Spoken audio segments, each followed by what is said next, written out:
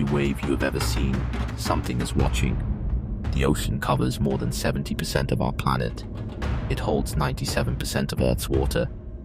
And yet, we have explored less than 20% of it. Less than 20%. That means the vast majority of this world remains unseen. Unknown, uncharted. What lives down there? What rules those depths? Today, we are going in. We are diving past the sunlit surface, through the cold, dark middle waters, all the way down to places where light has never reached to meet the beasts that dominate the deep. This is our wild ocean. If you love the natural world as much as we do, hit subscribe before we dive in. There's so much more where this is coming from. Section 1. Let's start with scale. Because the ocean does nothing small. The blue whale. The largest animal to have ever lived on this planet. Not the largest alive today, the largest in the entire known history of life on Earth. It outweighs every dinosaur ever recorded. A single adult can stretch nearly 100 feet from nose to tail. That's roughly the length of 3 school buses lined up end to end. Its heart alone is the size of a small car. When it beats, you can hear it from 2 miles away. Its arteries are so wide that a small child could crawl through them. Its lungs hold over 1,300 gallons of air, and with a single breath, it replaces nearly 90% of the oxygen inside them. Now here is the part that stops people cold every single time. This animal, this absolute titan of the ocean, survives almost entirely on krill. Tiny, shrimp-like creatures barely the size of your finger. During peak feeding season, one blue whale will consume up to 4.5 tons of krill every single day. It opens its enormous mouth, engulfs thousands of gallons of water, and pushes it all out through its baleen plates, trapping millions of krill inside, like the world's most efficient net. The ocean's largest beast eats its smallest food. That contrast is part of what makes this place so endlessly fascinating. Blue whales are solitary travelers. They don't form pods or packs, but they are never truly alone. Their calls, deep, low-frequency pulses, travel hundreds of miles through the water. In a way, they're always talking. We just can't always hear the conversation. Section 2. If the blue whale is the ocean's gentle colossus, then the animals in this next chapter are its speed demons. Dolphins. You've seen them before, but do you know them? These are not just playful creatures that follow boats. Dolphins are apex strategists. Their brains, relative to body size, rank among the most complex in the animal kingdom. They recognize themselves in mirrors, something only a handful of species on Earth can do. They have individual names for each other, communicated through signature whistles, unique to every member of the pod. They grieve their dead. They teach their young. They play not out of instinct, but seemingly out of joy. In the hunt, they are ruthless. A pod will coordinate to herd fish into tight balls near the surface, then take turns charging through them at speeds up to 30 miles per hour. Some pods have developed their own regional techniques, passed down across generations like cultural knowledge. That's not just instinct, that's culture. But if you want pure, raw speed in the open ocean, nothing competes with the sailfish, the fastest fish on Earth, capable of reaching bursts above 68 miles per hour. Its long, pointed bill is not just for show. It slashes through schools of fish at high speed, stunning or injuring multiple prey in a single pass before circling back to feed. Its massive dorsal fin, the sail, folds flat during pursuit to reduce drag, then fans out to herd prey into a corner. The sailfish doesn't chase, it orchestrates, and in the open blue, that distinction makes all the difference. Section 3. Now we go deeper. Below 600 feet, sunlight gives up. It simply cannot penetrate this far. The water turns cold near freezing. The pressure builds to crushing levels. For most life on the surface, this would be instant death. But down here, life found another way. Welcome to the Twilight Zone. And below that, the Midnight Zone. where the ocean's most alien residents have made their home. The anglerfish, a creature so strange, so perfectly built for nightmare, that when scientists first pulled one up from the deep in the 1800s, many refused to believe it was real. A jagged fang-lined mouth that takes up nearly half its body, a bioluminescent lure grown from its own forehead that it dangles in the darkness to attract curious prey. When something swims close to investigate the light, the jaws snap shut in milliseconds. There is no warning, no escape. But the anglerfish's most bizarre trait has nothing to do with its teeth or its light. It has to do with love. Male anglerfish are tiny, barely a fraction of the female's size. When a male finds a female in the pitch-black deep, he bites into her skin. Then his body begins to fuse with hers. His organs dissolve. His eyes dissolve. Over time, he becomes permanently attached to a living sperm bank, kept alive by her bloodstream. The female can carry multiple males on her body at once. The deep ocean plays by different rules. Then there is the giant squid, an animal so legendary it inspired the myth of the Kraken. For centuries, sailors returned from sea with stories of tentacled monsters that could drag ships underwater. We laughed until we found one. Giant squid can reach 40 to 45 feet in length. Their eyes, the largest of any animal alive, can measure up to 10 inches across. That's the size of a dinner plate. Those eyes evolved for one purpose: to spot the faintest trace of bioluminescence in absolute darkness, to see what's hunting them, because something hunts them. The sperm whale, the largest toothed predator on Earth, it dives to depths of over 7,000 feet, sometimes deeper, holding its breath for up to 90 minutes. It navigates the pitch-black deep, using echolocation clicks so powerful they can stun or even kill prey at close range. Sperm whales bear circular scars on their heads from the suckers of giant squid, evidence of battles fought in total darkness, miles below the surface, that no human has ever witnessed. The deep ocean has wars we have never seen. Section 4. Now back toward the light. Because the deep has no monopoly on drama, coral reefs cover less than 1% of the ocean floor, yet they support 25% of all marine species. That concentration of life, that absolute riot of color, competition, and cooperation, makes the reef the most complex ecosystem on the planet. Some scientists call it the rainforest of the sea. That label doesn't do it justice. Take the mantis shrimp, a creature barely 6 inches long that may be the most dangerous punch in the animal kingdom. Its clubs strike at over 50 miles per hour, generating a force 1,000 times its own body weight. The strike is so fast it cavitates the water around it, creating a shockwave that can stun or kill prey even if the punch misses. Aquariums have had to use special reinforced glass to contain them. It also sees the world in a way we can barely comprehend. Humans see 3 channels of color: red, green, blue. The mantis shrimp has 16 photoreceptor types. They can see ultraviolet light, infrared, and forms of polarized light invisible to every other creature on the reef. We don't fully understand what that world looks like.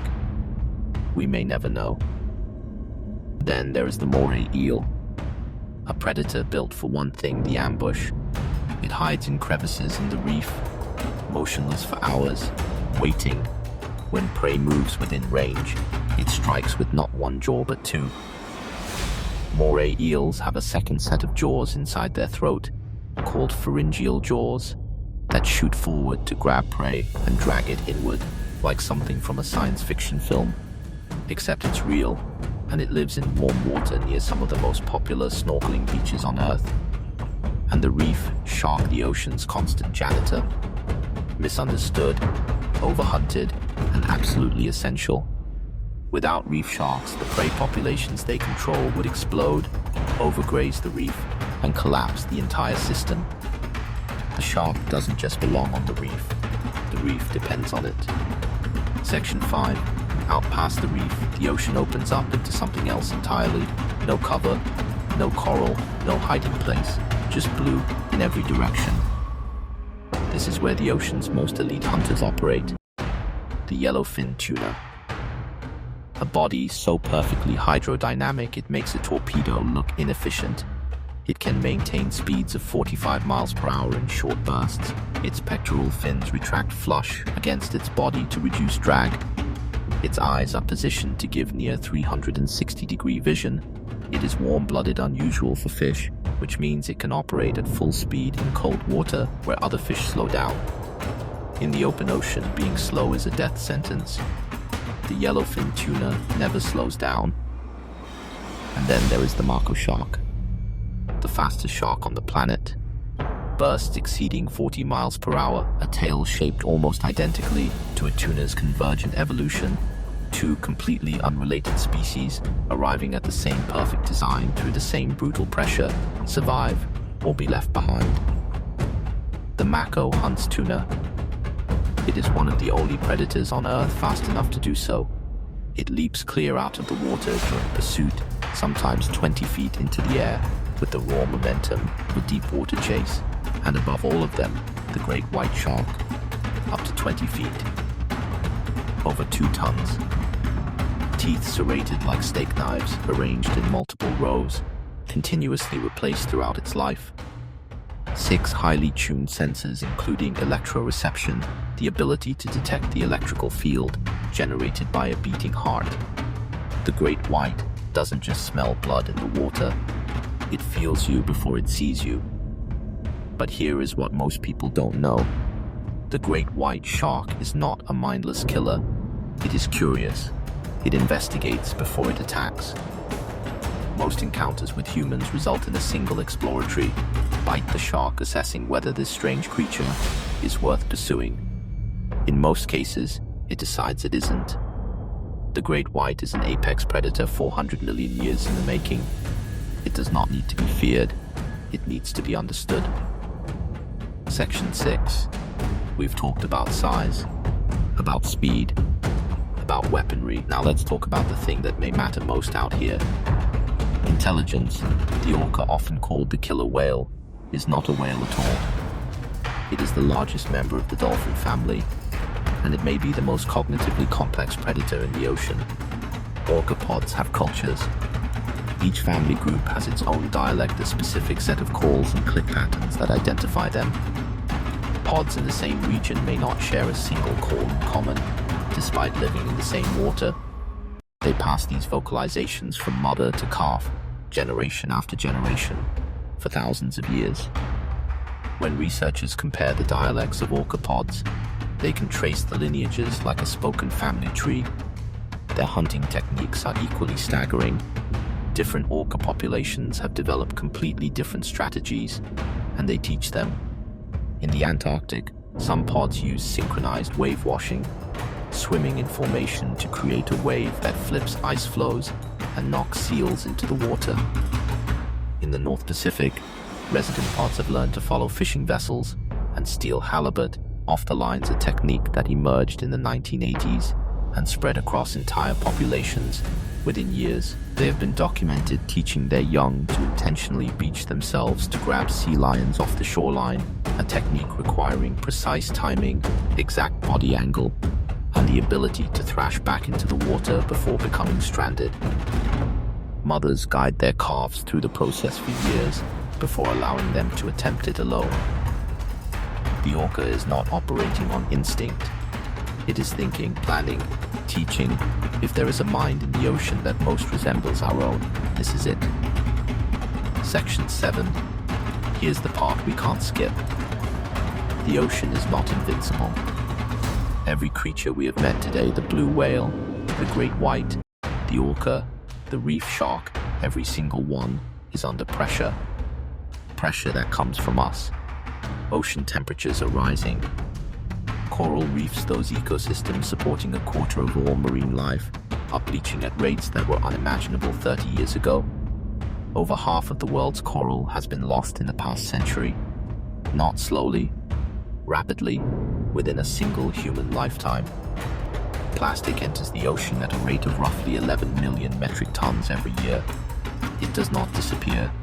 It breaks into microplastics, invisible fragments that enter the bodies of fish, whales, seabirds, and eventually the food we eat. Microplastics have been found in human blood, in lung tissue, in unborn fetuses. Commercial fishing removes an estimated 2.3 trillion animals from the ocean every year. Many species, including sharks, once thought to be indestructible, are declining by the decade. But here is what is also true. The ocean is resilient in a way that is genuinely remarkable. When we protect it even partially, it comes back. Marine protected areas that ban fishing for just a few years can see fish populations double, triple, sometimes recover completely. Humpback whales were nearly hunted to extinction. After international protection began in 1966, their populations have rebounded to the point where they are no longer listed as endangered. That is not a small thing. That is a species pulled back from the edge, and it happened because people chose to act. Coral restoration projects are now planting genetically resilient corals across degraded reefs. Orca research is revealing social structures so sophisticated they are forcing us to reconsider what it means to be an intelligent animal. Young marine biologists are deploying deep-sea robots to map ecosystems we have never seen. There is still time, but the margin is tightening. The ocean gave this planet its atmosphere. It drives the weather that grows our food. It absorbs heat that would otherwise make land uninhabitable. It is not a resource. It is the system on which everything else depends. And every animal we have met today, every beast that dominates these depths, is part of that system.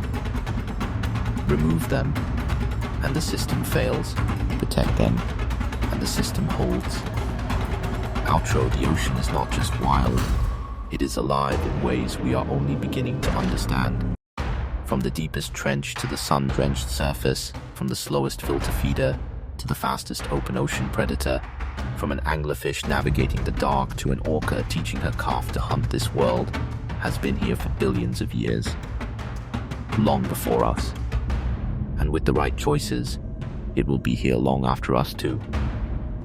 If this gave you even a fraction of the awe we feel every time we go into this world, please like this video, share it with someone who needs to see it, and subscribe so you never miss what we find next. The ocean has more stories. We're just getting started. See you in the deep. Protected even partially, it comes back. Marine protected areas that ban fishing for just a few years can see fish populations double, triple, sometimes recover completely. Humpback whales were nearly hunted to extinction.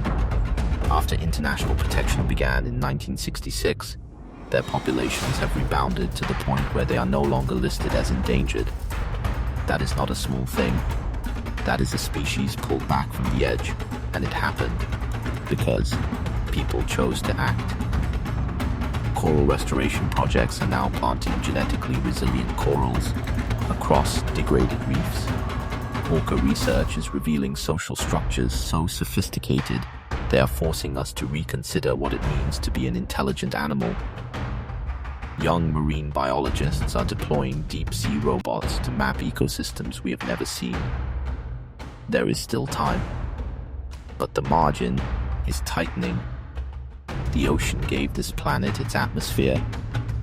It drives the weather that grows our food. It absorbs heat that would otherwise make land uninhabitable. It is not a resource. It is the system on which everything else depends. And every animal we have met today, every beast that dominates these depths, is part of that system.